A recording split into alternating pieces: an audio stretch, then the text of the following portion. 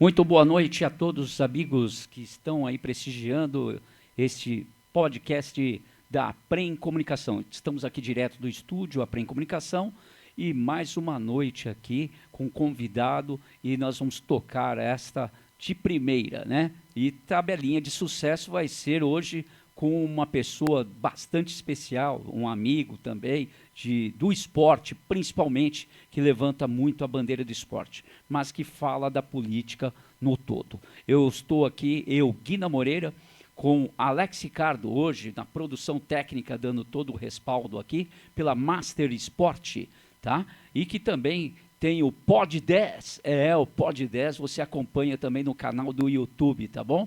Pod 10 também conosco aqui no estúdio Aprem Comunicação. E o programa Aprem nas eleições, Aprem Comunicação, falando de política, que é também de suma importância. Afinal, dia 6 é um gesto de muito carinho e respeito, porque é o dia das eleições no Brasil. Dia 6 de outubro, eleições no Brasil, para vereadores e prefeito, então é muito importante que você faça esse gesto nobre, ir lá e fazer o seu voto, que é sim de suma importância. Eu estou aqui em nome da Aprem Desenvolvimento Humano e Empresarial e também a coordenação e direção aqui de Flávia Aciarito Moreira, Flávia Aciarito, nos bastidores aqui, dando também toda a cobertura e produção aqui do nosso trabalho. Nós vamos aí bater um papo hoje com ele, Zé Alexandre, ex-secretário de esporte, professor de formação, professor de educação física, foi atleta, ex-atleta, mas podemos dizer atleta eterno, né? Na questão do esporte, fez parte aí do voleibol. Mas a gente vai conhecer toda a história, a trajetória de Zé Alexandre. Boa noite, Zé Alexandre. Prazer enorme. Muito obrigado. Fizemos o convite de pronto. Você aceitou e hoje você está aqui no estúdio da Aprem Comunicação, no programa aqui nas eleições. Aprem nas eleições e é muito gratificante ter você aqui. Boa noite, Guina, Flávia, Alex, todos os amigos e amigas que nos acompanham aí na Aprem Comunicações. É um privilégio estar aqui com vocês. Muito bem. Zé, vamos conversar um pouco a respeito mesmo sobre a sua trajetória de vida. Gostaria que você trouxesse para nós aí os amigos internautas que estão prestigiando nós. E logo de cara também eu tenho que fazer esse gesto. Convido a todos para prestigiarem, tá, o canal Aprem Comunicação. Então também dê seu like, inscreva-se no canal, que sem dúvida nenhuma vai colaborar também com toda esses ideais aqui de comunicação. Zé Alexandre, conta para nós, natural de qual cidade, família, que é muito importante, conta tudo para nós aí. Guina, eu sou nascido em São Bernardo, no Hospital São Bernardo, estudei minha vida inteira no Colégio São José, sou professor de educação física, atuo na Prefeitura de Diadema há 31 anos, fui atleta profissional de voleibol, comecei a jogar nas escolinhas de São Bernardo, né, a antiga quadra descoberta do Baitão, depois fui para a Volkswagen Clube. Quando fala do Baitão é o CREC lá, o Baitão, na Ítalo 7. Não, no Baitão ali. Isso, tinha uma quadra descoberta onde é a quadra de handebol hoje, certo. Muitos atletas começaram lá. Depois fui para a Volks, depois passei por mais 11 equipes no Brasil, joguei na Espanha. Minha filha hoje está jogando na Espanha também, está lá em Santander jogando. Como é que chama a filha? Mainara. Aproveitar, a 25 esposa. anos, a esposa Lúcia, também ex-atleta de voleibol. E o meu baixinho de 9 anos, né? O Luiz Felipe, que é de todas as modalidades, ele pratica tudo. Isso está no DNA, então, meio da família aí com relação ao esporte? Acho que não tem como, né? A gente atua nisso, fala disso, é apaixonado por isso. Acho que a gente transmite aos filhos essa paixão e essa importância que o esporte, a cultura tem na vida da gente, né? Depois eu trabalho em Diadema, fui técnico de voleibol muito tempo, só na Superliga aqui eu fui técnico 6 anos, trabalhei em Santo André também com voleibol, e estava inclusive na quadra quando o Marinho me chamou para assumir a Secretaria de Esportes em São Bernardo, então também fiquei à frente da secretaria aqui na gestão do Marinho, sucedendo o Ferrarese, que é um grande amigo também, professor. E depois, quando saímos daqui, eu fui trabalhar na Assembleia Legislativa. fui assessor do Luiz Fernando, que hoje é o nosso candidato a prefeito, passei um período por lá e depois retomei aqui voltei para São Bernardo para chefiar o gabinete do Ferrarese. A partir daí começamos essa construção na qual hoje eu sou candidato a vereador. Muito bem. Ô Zé Alexandre, ainda voltando na questão do esporte, a sua passagem na questão do esporte, e normalmente quando se destaca um pouco, e você se destacou e tantos outros também, se tem o benefício. E você teve essa condição do benefício na questão de Bolsa Atleta, por exemplo, estudar num bom colégio e depois chegar a uma universidade, também ter o auxílio. Isso aconteceu com você? É a minha história de vida, né? Os meus estudos sempre foram financiados pela questão do esporte. Então, acho que a questão do Bolsa Atleta, que ela existe em âmbito tanto municipal, como estadual, como federal, é um grande legado, né? Desde 2003, quando foi fundado, né, foi criado o Ministério do Esporte, depois se vem o Bolsa Atleta. É muito interessante quando a gente vê os atletas olímpicos agora, né, medalhistas olímpicos, quase todos eles saíram de projetos sociais, no qual se começa com uma bolsa auxílio municipal, se começa com o auxílio de alguma OSC, né, e depois você vê brilhando nas Olimpíadas. Infelizmente, é um momento muito efêmero no esporte, né?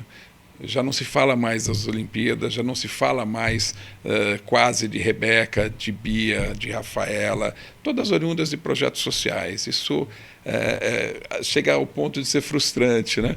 O quão rápido acaba essas homenagens e as falas que a gente ouvia aí no período de Olimpíada, né? Então, como você foi muito experiente de estar, né, treinando muito, porque ser competitivo, esporte rendimento, é muito treino, né?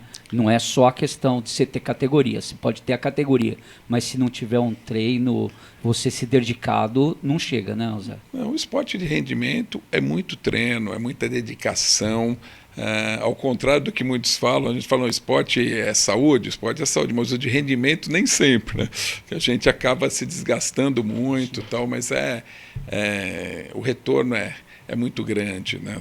Tanto para o atleta como para a equipe técnica, para a própria sociedade que ele convive. Então eu acho maravilhoso isso tudo. Você falou de Olimpíadas, a gente tem que lembrar um pouco aí, como você falou, o quanto o esporte ele dá frutos, né?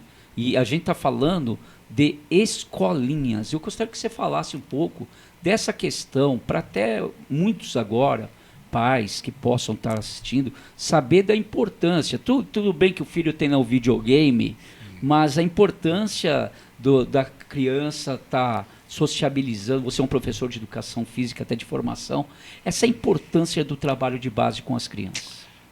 Vamos lá, aqui o Isso eu estou falando do esporte, mas não fica só no esporte, né? Porque daí é uma questão de educação. Não, Dina, assim, o esporte, a gente tem que entender o esporte em todas as suas manifestações. Desde o esporte de participação, do esporte educacional, até chegar no esporte de alto rendimento.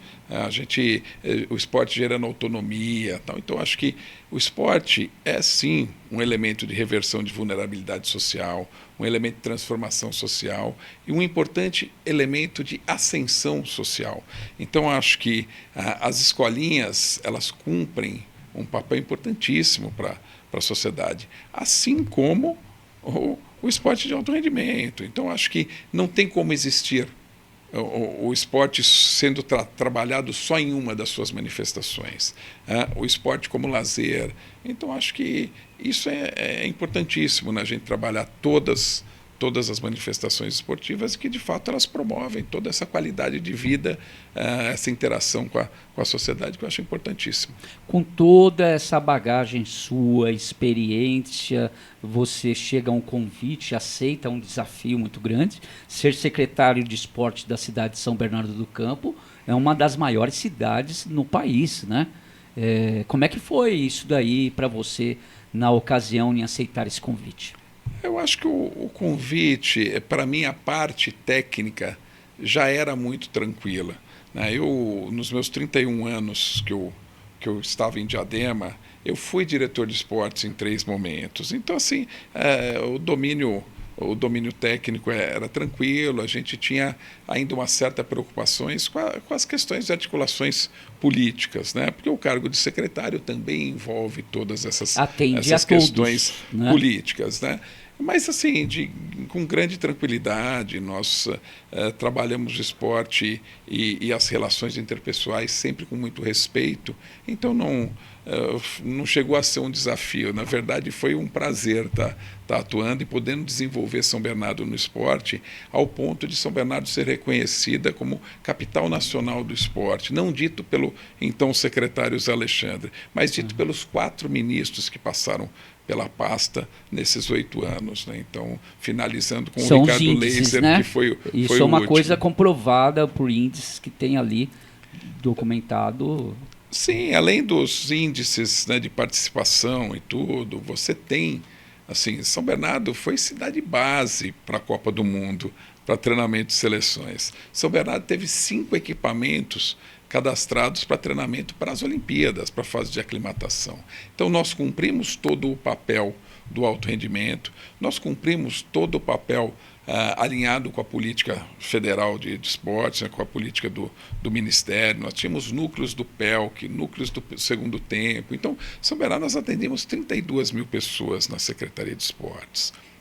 Além do projeto Tigrinho, que nós tínhamos, que atendia 7.500 crianças, que foi feito em parceria junto com o então presidente de São Bernardo Futebol Clube, o Luiz Fernando, mas nós tínhamos programa de Bem com a Vida, através de financiamento do Ministério de Saúde e gerenciamento da Secretaria de Esporte, atendendo quase 3 mil mulheres, na sua maioria mulheres, né, com atividades físicas e relação social. Então, assim, São Bernardo, de fato, ocupou as praças esportivas e levou o esporte para todos os cantos da cidade. Isso que também é a grande chave do sucesso de São Bernardo no esporte, né? Foi fazer que o esporte, nas suas diversas modalidades e diversas manifestações, chegasse em todos os cantos da cidade. Só para registrar para os amigos internautas o tamanho de São Bernardo do Campo, na questão até do esporte, é relevante, por exemplo, do popular. Falar do popular, não tem como não falar do futebol amador. Tem uma liga lá muito consolidada, a Liga de São Bernardo do Campo, mas assim, eu falo assim dos estádios distritais, os campos de futebol. Talvez a cidade de São Bernardo do Campo, se for fazer um estudo, pode ser a cidade no mundo com mais campos de futebol. Com certeza está entre as que mais tem. Se não for, mas é das que mais tem. Muitos estádios distritais de futebol. Além disso tudo muito organizado, e a prefeitura teve um up de olhar para a periferia, e muitos campos foram acabados tendo um gramado sintético. Na verdade, Guiná, logo que nós assumimos aí em 2009, nós começamos a estudar uma hierarquização dos campos pelo número de equipes que utilizava, pelo número de pessoas, número de jogos que tinha, para planejar, de fato, essa questão das gramas sintéticas, que não é só a grama sintética. Então, houve um estudo também. Sim, você tem que ter uma hierarquização para ver quais são os campos a serem... Porque o ideal é que todos sejam, e vão ser todos, com o passar dos anos, todos. Isso é uma obrigação de qualquer um que sente na cadeira. Claro. Né? Eu acho que a gente tem... Aí nós começamos com o campo do Lavínia, depois fomos para o Riacho Grande, Corintinha, o campo do Vila São Pedro, Campo do Lago, demos ordem de início no Palestrinha. Estamos falando tudo bairro de periferia, Alves Dias, um bairro de periferia cercado ali até por uma comunidade. Quando a gente fala ali do Jardim do Lago, urbanizou, mas também um bairro... quer dizer, não estamos falando do centro da cidade, que tem um campo ali bem próximo da cidade e que se faz um... Mas o grande diferencial quando você pensa numa modernização além da grama sintética, a iluminação. Que aí você já passa de 7, 8 equipes que utilizam, para 20, 23 equipes que utilizam, que você passa a ter às noites. Quando você coloca uma sala multiuso, no qual você leva aula de ginástica, quando você vai no Lavínia, Sim. tem aula de ginástica, tem um exemplo mulheres, Lavínia, meninas, né? Adolescentes. Então você muda a convivência no campo. É o que eu digo, você muda até o linguajar do campo. Sim. Porque assim... O pessoal se torna mais ordeiro, né? Sim, porque a mulher está fazendo uma atividade, a filha está fazendo outra, família, né? a família passa a frequentar o equipamento. Então, acho que isso é um grande legado. Quando você pensa numa modernização, você tem que pensar, por exemplo, em ter o vestiário de árbitro para mulher. Quase nenhum campo tinha. Quando nós começamos a reforma, você tem que pensar no vestiário para a árbitra. Então, não é só para as duas equipes e para o árbitro, você tem que ter um vestiário para a árbitra. Porque então, mudou também com relação a isso, né? Agora estão difundindo, formando a arbitragem feminina aí, e que participam, né, com o masculino. Né? Sim, então a gente tem que pensar em tudo. Quando você pensa na modernização, né, uma reforma e modernização, não só uma reforma. Uma reforma é só jogar a tinta. Você fez eu lembrar, eu quero fazer uma homenagem aqui, Cleide Rocha. Cleide Rocha. Professora Cleide Rocha. Foi minha diretora, a primeira pioneira, árbitra, né? Isso. Foi diretora de esportes nosso. Até para você ter uma dimensão de por que o grande sucesso da Secretaria de Esportes, quando nós estávamos lá, salvo o diretor de manutenção de próprios, todos os outros cargos dentro da Secretaria eram ocupados por professores de educação física.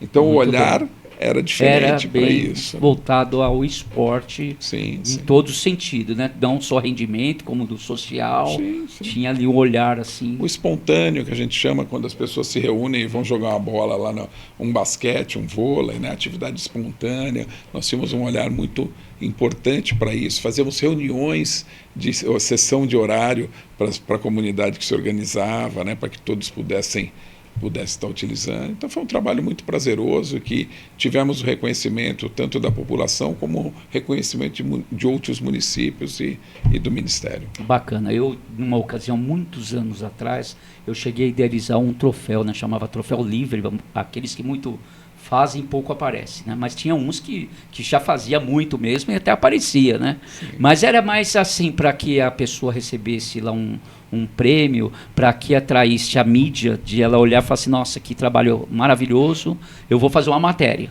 Ou mesmo autoridade, porque às vezes tem uma secretaria que ela é tão grande que às vezes não tem um olhar, mas passa a perceber que tem. Então foram várias coisas que nós tivemos. A Cleide Rocha foi uma das premiadas. Né?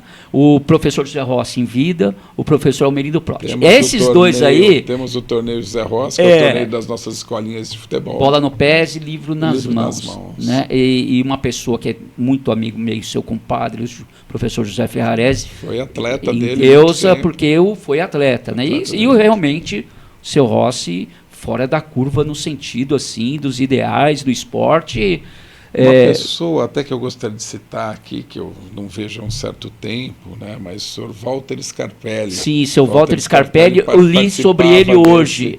Seu Walter Scarpelli. Desse momento, ele adotou o Ferrarese, ele era padrinho do Ferrarese. Que maravilha. Todos os estudos do Ferrarese, faculdade, tudo, ele Sim, era um bacana. adotado do Walter Scarpelli. O senhor Walter Scarpelli está em Riacho Grande, né? Eu já tive a oportunidade de ir com um amigo, o Marcelo do jornal Leia, e tem o seu Ivan, que foi idealizador do jornal, é amigo pessoal dele, e uma vez num convite nós fomos até lá, aí a gente fica deslumbrado com certas coisas, né? E eu até lá, eu estou falando coisa de 20 anos atrás, ele já tinha uma biblioteca lá para as crianças. Ele está há 30 anos na cadeira de roda, né? Lá... ele sai andando e os passarinhos vão indo atrás dele, parece filme, né? Então. Eu acho que, até como sugestão, eu acho que você deveria um dia se deslocar até lá, que ele é uma memória viva do esporte de São Bernardo. Né? Bastante merecido. A lembrança é sem dúvida nenhuma, e como você falou, vamos, né, Flávia Ciarito, vamos ter essa oportunidade. A Flávia vai ficar deslumbrada, ela que é pedagoga, ela vai ver aquele projeto lá, de uma pessoa que está fazendo. É lógico que ele tem muitos amigos, mas ele idealizou. Ele chegou e falou, eu quero isso aqui, no meu quintal. Né? Diferenciado, uma energia diferente. Que bacana. Eu falo assim, porque quando eu até comentei do José Rossi, numa das oportunidades que deu ir até a casa dele, quando ele estava bem experiente, que eu tive o convívio. Eu era garotinho, ficava lá olhando, né? Que era o papo do futebol, era dente, dentinho, dentão, né? Então era lá do dente, eu via lá com o seu Brota e ia lá pro gramado para ver os meninos que eram mais craques de futebol. Mais uma vez, com o seu Rossi, ele vira para mim, eu ainda fui atleta também do ASA, o atletismo, Sim. Associação São Bernardense de Atletismo, mas ele vira para mim e fala assim, olha, você vê só uma coisa, você, por exemplo, não deu para o futebol, e como muitos, né? Mas e o que você está contribuindo hoje com o esporte?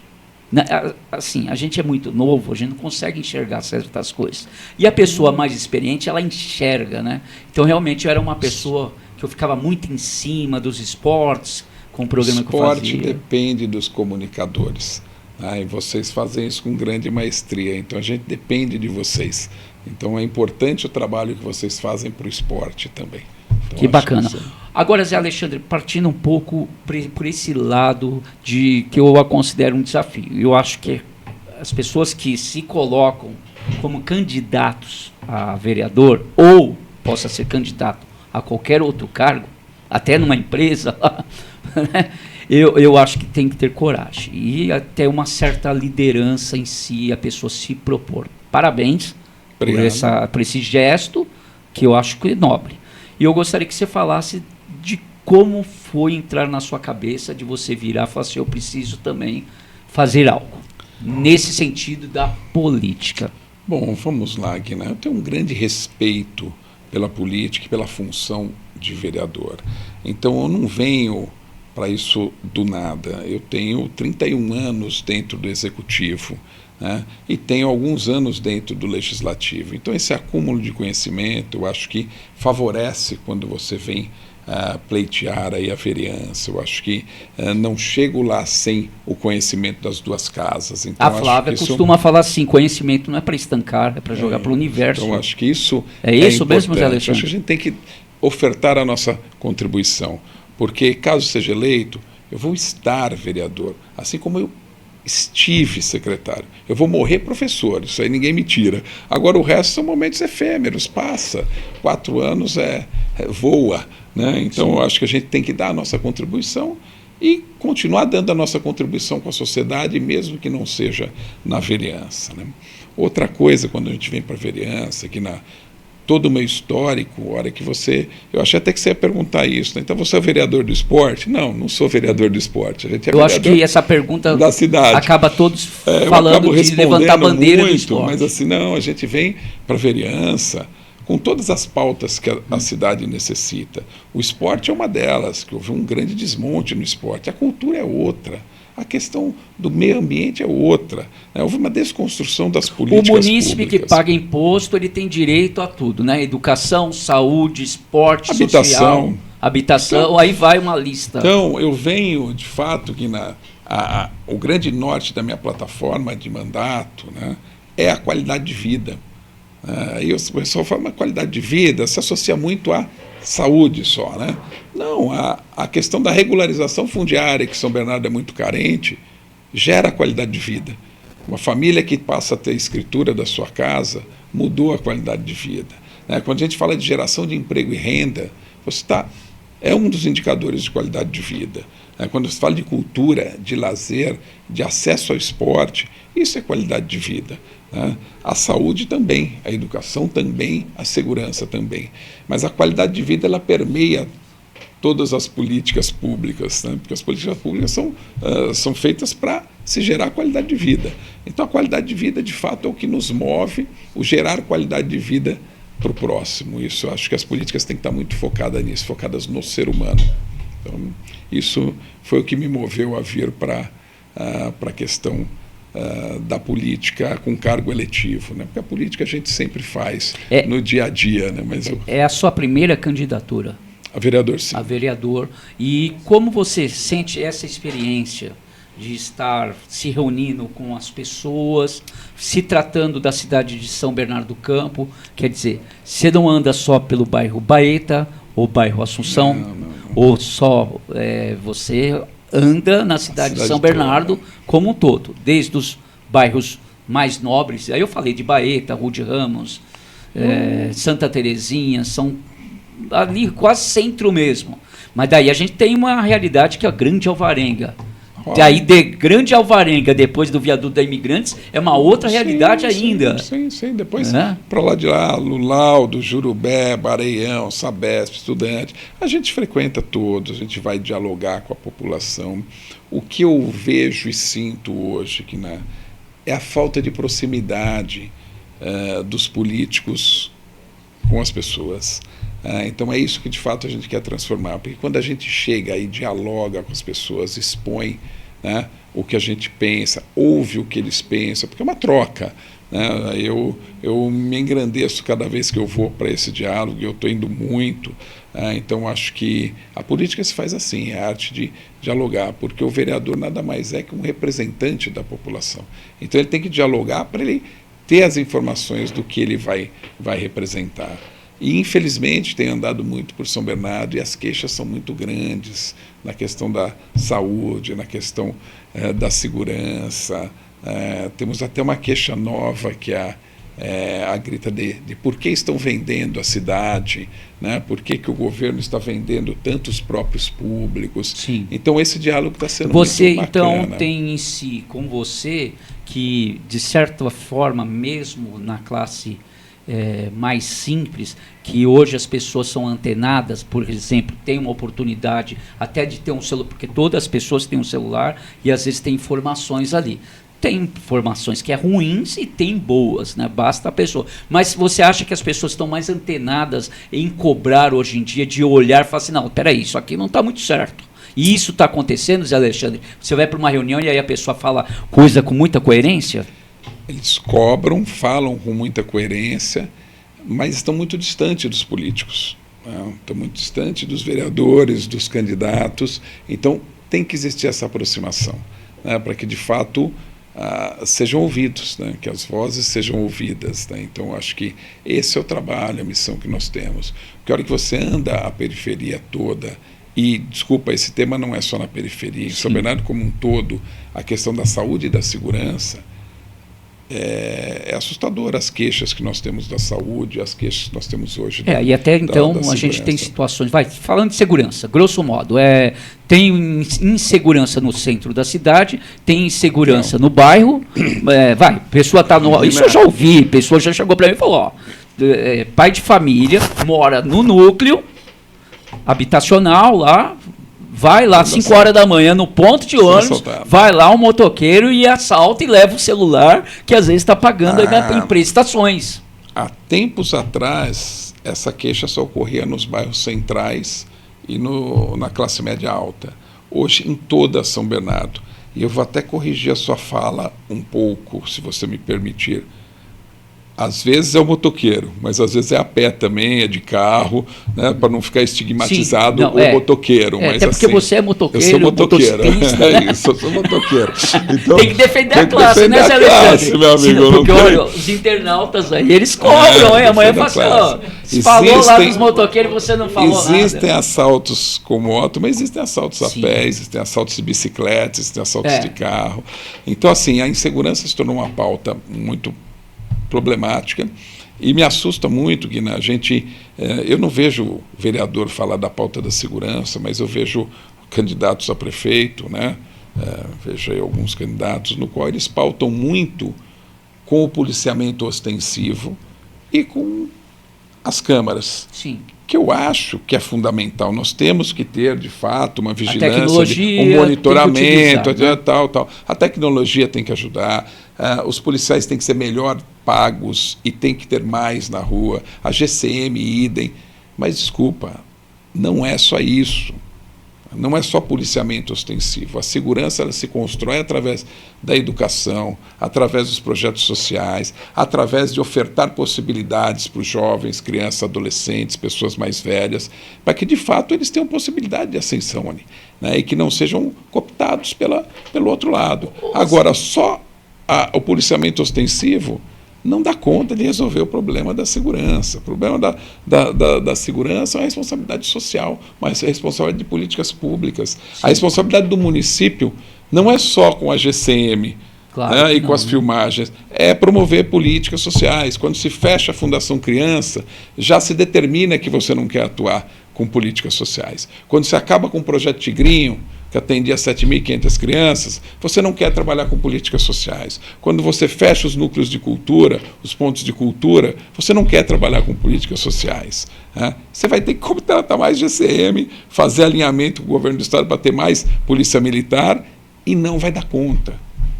Então, é importante, quero reafirmar que é importante o policiamento ostensivo, pelo momento que a gente vive, mas, gente, isso não pode ser para sempre. Então, nós temos que investir no professor, investir na educação, investir nas políticas sociais, investir na possibilidade para os jovens e adolescentes, criar oportunidades. Senão, nós vamos ficar enxugando gelo e vamos ter que sempre... Temos 3 mil, vamos ter que ter 5 mil, vamos ter que ter 10 mil policiais e não vai dar conta. Você, como um cidadão, e daí se tornou professor, e professor também... teve a oportunidade de ser gestor, foi lá e se tornou um gestor também.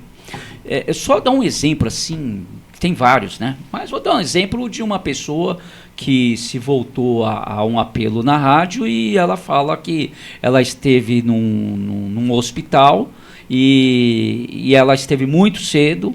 E quando ela foi atendida, ela falou assim, olha, eu preciso ser atendida. Ela estava preocupada com o emprego dela, porque ela é uma cozinheira, uma profissional cozinheira. E ela chegou e foi espontânea, falou assim, olha, se eu não chego lá, eu tenho um almoço que é para preparar. E justamente a recepção, eu não falo que todas as recepções são assim, mas um recepcionista virou para ela e falou assim, então, quer dizer que hoje eu acho que o pessoal vai ficar sem almoço, né? E deu uma risadinha. Zé Alexandre, como que você vê isso daí? Se você se torna, por exemplo, um vereador, ele tem esse poder, para esclarecer para os ouvintes, de fiscalizar esse tipo de coisas? Quando Sim. se tem até algo que chega lá, fala, olha, aconteceu isso em tal local, o vereador ele tem a obrigação de ir lá e dar uma olhada no que está acontecendo? Você está lá para fiscalizar o executivo, para corrigir rotas do executivo. Isso é uma rota que está errada. Então os vereadores têm que ir lá e pautar isso. Agora, está errado por que está errado? Porque falta atendente, porque falta medicamento, porque falta médico. Volto a dizer, nós vamos debater aqui, vamos falar, vamos acabar brigando com o atendente que foi infeliz, mas que está sobrecarregado. Certo. Vamos discutir com o médico que está lá, mas que está sobrecarregado, e não vamos debater a falta de médico. Então, quem responde por esse problema, por essa senhora ter sido maltratada, é o prefeito.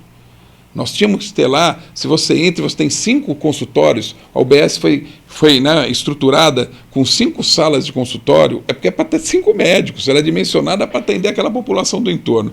Tem 5 salas, só tem um médico. As 5 salas não é de à toa, é porque é bonita a planta. É porque tem essa questão da quantidade do munícipe para ser atendido. Então, hoje, nós temos esse problema, inclusive problema de falta de medicamento. Eu vou... De uma forma bem rápida, uma coisa que eu estava numa reunião e eu não ia ter a resposta. Ainda bem que o nosso vice-prefeito William Dib, que é médico, estava ao meu lado. Uma senhora chegou para mim e falou, você saberia me explicar, no microfone, por que eu vou na UBS, os médicos me receitam diclofenaco de sódio e me mandam embora para casa. Melhora um pouco, dali 4 dias eu volto, o mesmo procedimento. Dali 4 dias eu volto, o mesmo procedimento. Eu não tinha resposta. E o doutor Dib falou, eu posso responder, né, com aquela calma dele. Sim. É porque só tem diclofenaco de sódio. Ele sabe o que ele teria que te receber, mas não tem. Então, essa o condição... médico teria outra alternativa desde que o medicamento tivesse. Então, nós estamos com falta de medicamento, falta de médico especialista. Isso é um problema que está constatado. Agora, Guina, eu tenho uma outra coisa que me aflige muito, que é a questão dos cuidadores. Quem cuida de uma pessoa que tem necessidades especiais, quem cuida de um adulto, da terceira idade e tal, essa pessoa ela teria que ter um formato de prioridade de atendimento psicossocial e tudo. Por quê? Ela não tem esse tempo para aguardar lá, porque tem alguma pessoa aguardando em casa. Ela é cuidadora de alguém. Então nós temos que ter um olhar especial para os cuidadores. É um momento que eu pretendo propor uma legislação em cima disso, porque essa pessoa ela não tem 4, 5 horas para aguardar. Tem pessoas que dependem dela. Então também nós temos que ter esse olhar diferenciado. Não é só sanar o problema, nós temos que evoluir também. né? Então, esse problema é um problema de gestão, de má gestão. Agora, nós temos que melhorar também a legislação para que nós também começamos a suprir outros problemas que nós temos aí na sociedade para atender. Até mesmo que as famílias estão mudando a lógica, né? Antes eram um casal e 4 filhos. Hoje é um casal Sim. e um filho, ou um casal e nenhum filho. E esse casal vai envelhecendo. Como que nós vamos lidar com isso, né? Então, Dá uma preocupação nesse sentido, né? Mas que nós temos que começar a pensar agora, a projetar agora, para que a gente não sofra mais no futuro, né? Muito bem. Nós estamos aqui com esse podcast da APREM Comunicação, no estúdio APREM Comunicação. Nós estamos aqui com a APREM nas eleições. Hoje falando aqui com Zé Alexandre, professor de Educação Física, ex-atleta, passou pela Secretaria de Esporte da cidade de São Bernardo do Campo, está lá alocado na cidade de Diadema, mas hoje vem como candidato a vereador na cidade de São Bernardo do Campo. Gostaria de agradecer o prestígio de você estar conosco aqui nesse podcast. Eu sou Guina Moreira e nós sempre estaremos aí trazendo curiosidades, pessoas acadêmicas aqui para instruir, né? É o lema da APREM Comunicação, informando para aprimorar o conhecimento. Para isso também eu peço a você que você dê seu like, também se inscreva no canal da APREM Comunicação, tá bom? Outra coisa, o recado para vocês que gostam de esporte, tem também a Master Sport. E a Master Sport acompanha os esportes regionais. Então faça isso, acesse Master Sport. E é Alex Ricardo que hoje dá o suporte técnico aqui pela Master Sport. E a coordenação e direção de Flávia Ciarito Moreira. Flávia Ciarito. Zé Alexandre, falando ainda dessa questão dos desafios de ser candidato, indo nas reuniões, dentre tantas outras coisas, tem alguma coisa curiosa ou alguém que colocou uma coisa bastante inteligente para você? Por exemplo, tem um que colocou de uma maneira, de uma resposta que você até não tinha. E isso é normal, porque tem coisas que a gente não sabe, né? Sim, como sim. você tinha lá uma pessoa tão experiente como o Dr. Dib, prefeito, foi da Anvisa e um médico também, né, respeitado na cidade de São Bernardo do Campo, ele teve a possibilidade de responder ali, né? Mas eu gostaria que você falasse para nós agora algumas curiosidades, coisas boas também, porque eu acho que você lida com as pessoas, o ser humano, e assim, como professor também, já está um talento nato na pessoa de lidar com o ser humano, né? Eu acho que, de forma positiva, o grande diálogo que se tem com a população em todos os bairros, ele é muito produtivo, né? A cultura dos bairros, a sabedoria dos bairros, isso nos engrandece muito, né? Quando a gente vai dialogar. É impressionante, eu sou diabético. Todo Estamos no mesmo time. Todo evento que eu chego tem um bolinho gostoso, um cuscuz, sim, uma tapioca. E eles oferecem, né? Fala assim, o brasileiro é muito acolhedor, né? Isso positivamente é demais. Agora, tem algumas pautas também que me afligem, que são negativas. Você deve ter acompanhado, claro, né? Alguns dias saiu no Diário do Grande ABC 3 ruas sendo vendidas nessa gestão. Você chegou a acompanhar isso? Não acompanhei. Não? É muito curioso. Vendida, muito curioso. Ruas? Pesquisa aí, né? Além dos próprios públicos, terrenos e tal. Eu estava numa reunião e me perguntaram isso. Estou até tossindo aqui, porque essa notícia eu não você sabia. Viu, então, pesquise no diário de algum tempo atrás. Sim. São 3 ruas que foram vendidas. Uma do lado do 6C ali, outra que é sem saída na Prancheta e uma no Tabuão. Tá? Depois você dá uma pesquisa. A rua foi vendida? A rua colocada à venda. Tá? Mas, peraí, então, mas a rua... Eu nunca vi isso. E a rua nunca tinha visto isso. E tem uma homenagem, às vezes, da rua. É isso, eu não sei que como é uma vai lei quando se homenageia. Isso, mas às vezes é uma rua que pode valorizar muito a união de 2 terrenos. Certo. Né? Então, assim, você tem um porquê. Mas, assim, foi curiosa a pergunta, né? E eu respondi que isso foi... de fato ocorreu e tem a autorização dos vereadores. Passa pela Câmara essa venda. Isso é curioso, as ruas eu nunca tinha visto. Mas já foram vendidos inúmeros próprios públicos. Ao lado do poliesportivo, o trânsito e o DTI foram vendidos, estão subindo prédios da Patriani. A Secretaria de Educação na Wallace Simons foi vendida, subindo prédios da Patriani. O campo de futebol da Luiz Pequini, que nós tínhamos 300 e poucos alunos, foi vendido. Agora a Secretaria de Finanças É o almoxarifado central que vai da Kennedy até Vergueiro. O processo de venda é amanhã, né, dia 27, né? Já foi 3 vezes para licitação, deu deserto, agora está indo a 4ª. A SU foi vendida. O terreno da Fundação Criança foi vendido, está com um problema judicial lá, estão com problemas. O prefeito ele colocou à venda, mas houve o crivo dos vereadores, a Câmara Municipal. Isso que é impressionante, porque o patrimônio é público, é de todo mundo, não é de gestão nenhuma. Nem da deles, nem da nossa, nem da de ninguém. É patrimônio público que está sendo vendido e não com uma... Isso condena o futuro do município, condena um futuro, um crescimento planejado.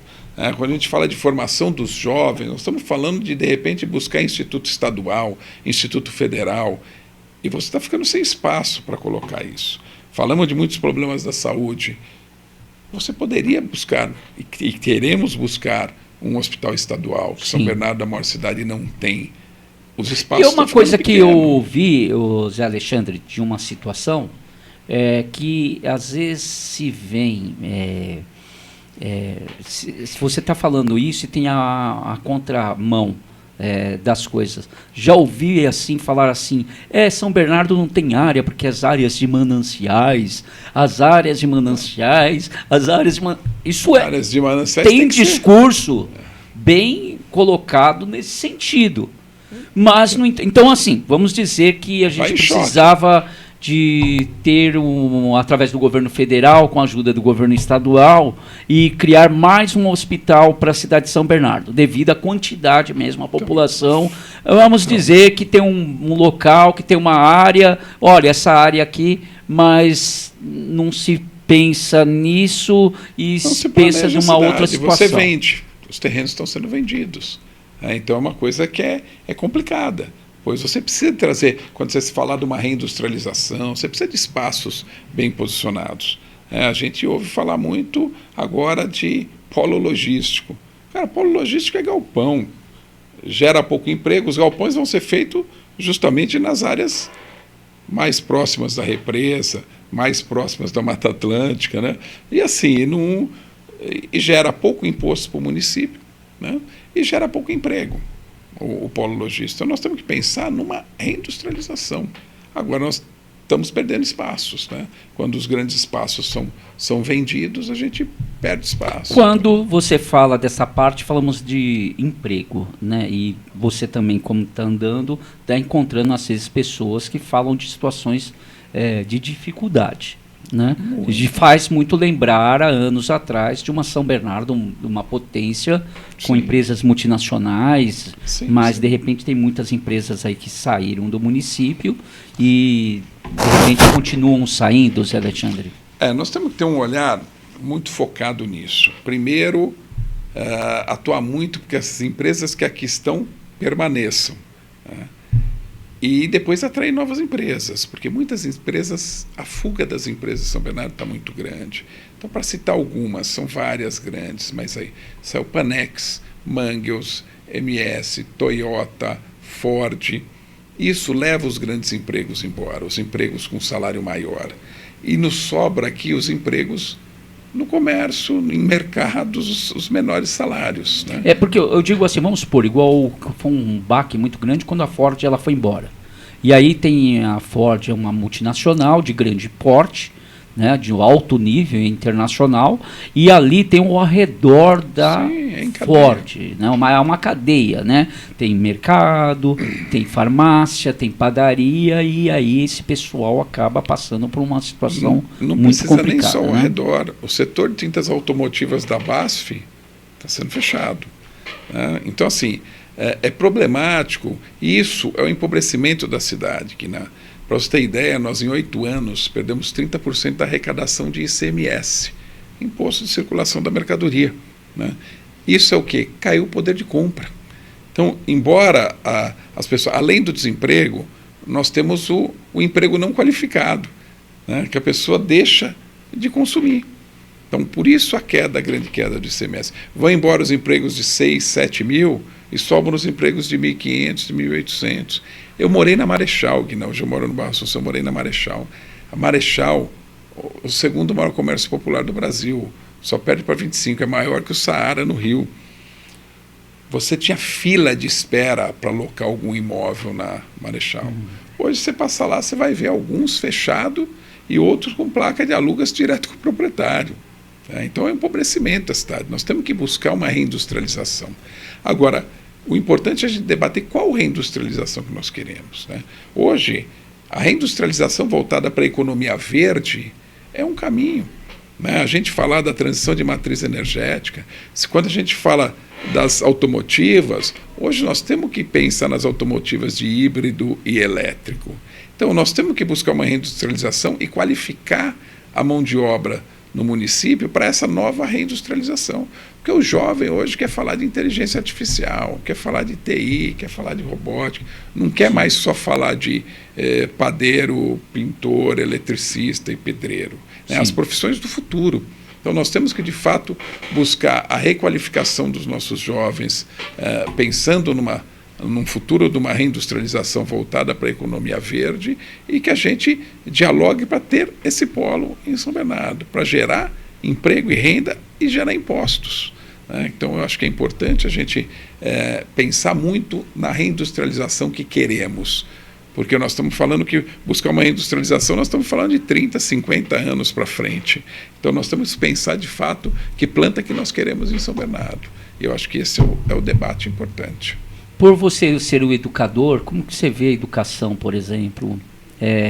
Eu digo através dos anos, a mudança. Nós somos da mesma geração, a gente tinha uma questão assim com o professor de ter um respeito muito grande, porque a gente tinha um respeito lá em casa a conversa era uma só, né? Olha, dependendo de como você está, o seu comportamento lá, nós estamos observando, né? Então, nós tínhamos mesmo os professores como mestre, e a educação era muito grande. E isso aí foi mudando com o tempo, Zé Alexandre? Eu vejo assim com um certo pesar, às vezes a gente tinha uma relação da família com a escola muito boa, não só do aluno com a escola, da família. Hoje é uma relação degradada das famílias com as escolas, Então, acho que às vezes até uma transferência de responsabilidades. Eu acho que a gente tem que, de fato, pensar muito nisso, na educação, e se investir muito na educação, na capacitação continuada dos professores, nas relações. É o que eu falo, a gente vem pautando muito, eu também vejo muito candidato, inclusive a prefeito, falar da educação em período integral. Educação de período integral, que se você não pensar e não debater e não discutir a grade curricular, nós estamos criando um depósito de criança. Porque, na verdade, é para as crianças ficarem lá o período integral para os pais trabalharem. Nós estamos pensando nos pais, não de fato na grade curricular. Mas a grade curricular é de suma importância. Estamos preparando o futuro do Brasil. É a grade que é a educação. E não o período integral. Nós temos que pensar na criança de forma integral. Então, se vai ser um período integral, nós temos que ter cultura lá dentro, nós temos que ter esporte lá dentro. Nós não podemos ter uma janela de 2h30 que a professora fica com as crianças sozinha, a gente sobrecarrega o professor. Sim. Então, de fato, a gente tem que pensar na mesma coisa na educação inclusiva, que nós temos que dar condições da escola e para os professores também receber o aluno. Então, assim, nós estamos assim, deixando um pouco a desejar nesse debate. Eu acho que é uma situação, um tema que nós temos que trabalhar muito com audiências públicas também, para debater, para chamar pessoas que têm o conhecimento também para esse debate, porque eu acho que não é uma coisa simples falar, olha, escola no período integral está instituído, a grade curricular é a mesma, então você só está segurando a criança lá. E essas crianças acabam tendo uma limitação de relação interpessoal, que antes as crianças tinham a escola, tinham o contraturno escolar, tinham o clube, tinham outras pessoas para se relacionar. Então, se só vão ficar restrito à escola, nós temos que debater o conteúdo. Não sou contrário ao período integral. Sim, mas eu acho mas que tem desde que ter conteúdo, que tenha coerência. Tem que ter conteúdo para o período integral. Então, acho que nós temos que debater bastante para não sobrecarregar o professor, para não sobrecarregar a criança. E vamos dizer assim, com todo o respeito a todos os candidatos, eles vão colocando as suas propostas, tem o seu plano de governo, mas assim, às vezes pode ser que não seja uma realidade de uma cidade, no sentido de que entra o que você falou, que é da sua experiência, porque nós estamos falando agora para amigos internautas, que eles estão olhando e falando assim, olha, eu não sabia disso que ele está falando. Não me atentei a isso que ele está falando, o professor Zé Alexandre. Eu acho que assim, até quando a gente fala muito, Guiná, até da creche, é importantíssimo hoje você aumentar as 2 horas de creche, é importantíssimo. Mas o que nós vamos fazer com essas 2 horas a mais que a criança fica? Entendeu? Então não é só suprir a demanda que é das famílias. Porque né? também tem regra e lei, né? O professor ele não pode se exceder. É isso. O outro funcionário não pode exceder o horário. É e isso. como adequar isso daí? Como adequar então, isso. assim, o discurso é muito bonito, mas dentro até da lei... Dentro da prática, eu acho que a gente tem que qualificar a prática, né? Eu acho que eu sou favorável à inclusão, sou favorável a aumentar a hora da creche, sou favorável ao período integral, mas eu sou favorável à educação integral, né? E não ao período integral, que ela possa durar o mesmo tempo, mas tem que ser uma educação integral. Eu vou dar 2 exemplos para você de cidadania que eu tive a oportunidade de estar próximo, e são vários que tem, né? Mas eu vou dar 2 aqui, para dar tempo, né? Em memória, e os 2 são em memória.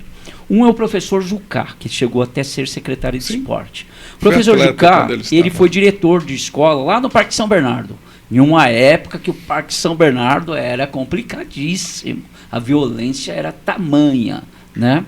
E ele, como diretor, ele simplesmente, visionário, falou assim, não, vamos abrir os portões aí para a comunidade. E tinha professor que falou assim, meu Deus, eles vão assaltar a gente aqui dentro. Não, pode abrir, porque a gente tem que ter o gesto de cidadania.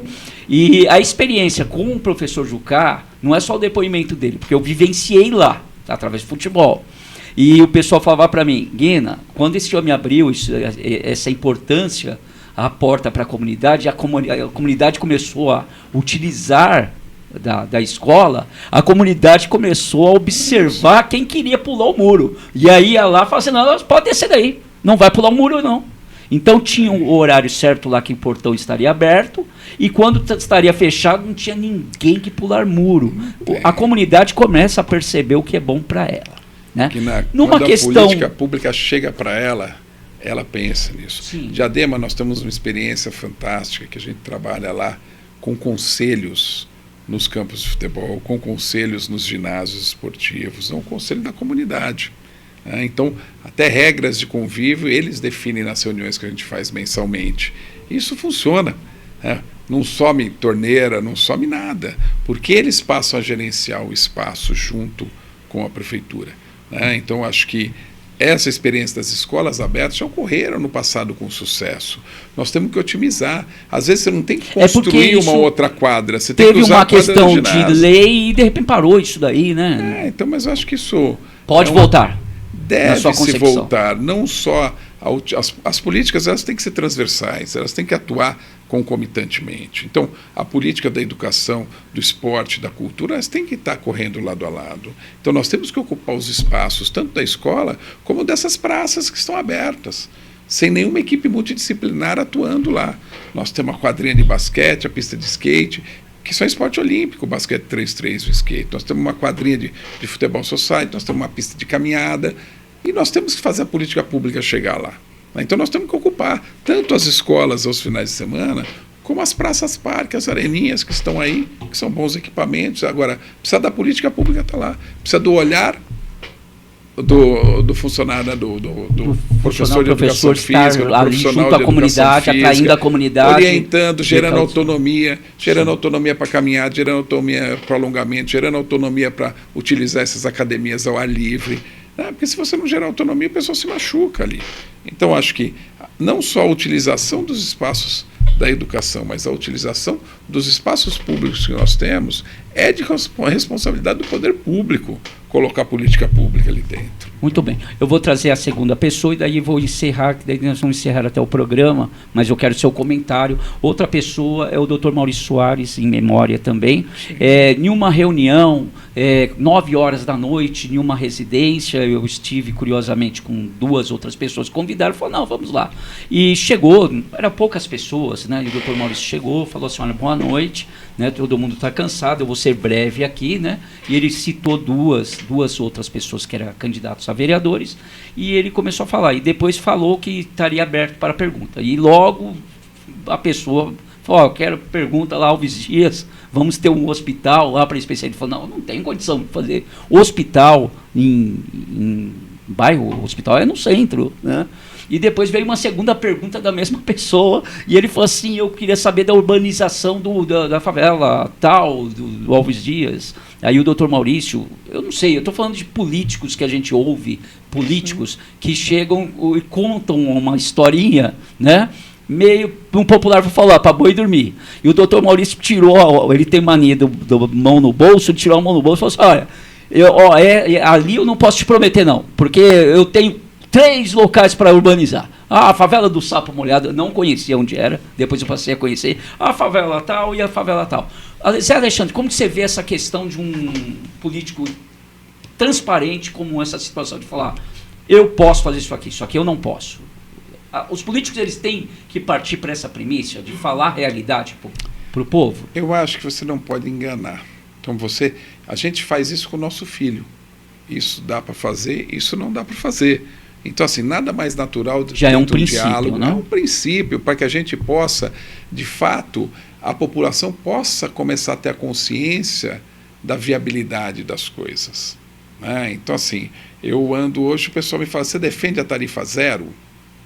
Lógico que eu defendo. Agora, eu não sei se é viável. Eu acho muito pouco viável ter a função a questão da tarifa zero em São Bernardo.